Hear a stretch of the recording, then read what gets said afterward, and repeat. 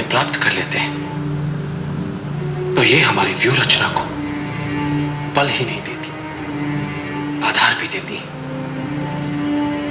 और उन्हें धार भी देती है।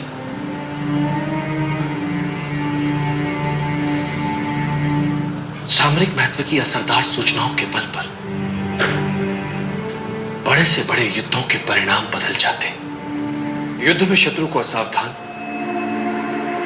और निश्चिंत करने से बड़ा कोई शस्त्र नहीं होता। इसलिए युद्ध जीतने के लिए युद्ध काल में ही शत्रु को विश्वास दिला दो कि वास्तव में युद्ध वही जीत रहा है। वो निश्चिंत हो जाता है, उसके लड़ने की भूख शांत हो जाती है। ऐसे समय में उस पर आक्रमण कर उसे सदा के लिए धराशायी किया जा सकता है।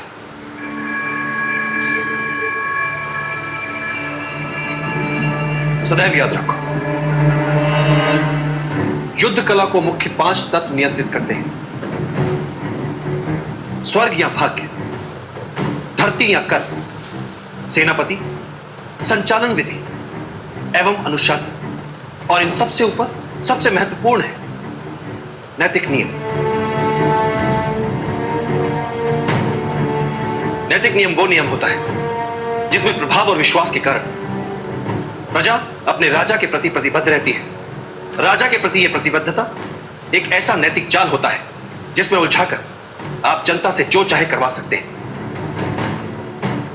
आप जनता को आशा के जाल में इस नैतिकता से उलझा सकते हैं, जबकि वास्तविकता में आशा हो ही ना।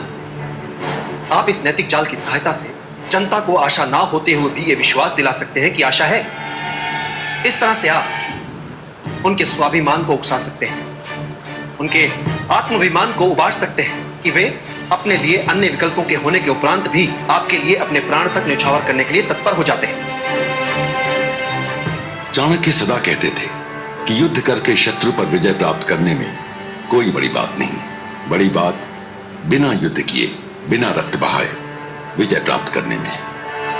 बिना आक्रमण के शत्रु को समूचा जीतने के लिए शत्रु के मन से आशा ही मिटा दो कि वो अपने विरोधी से जीत भी सकता है, जिससे उसके लड़ने और जीतने की क्षमता कम हो जाती है।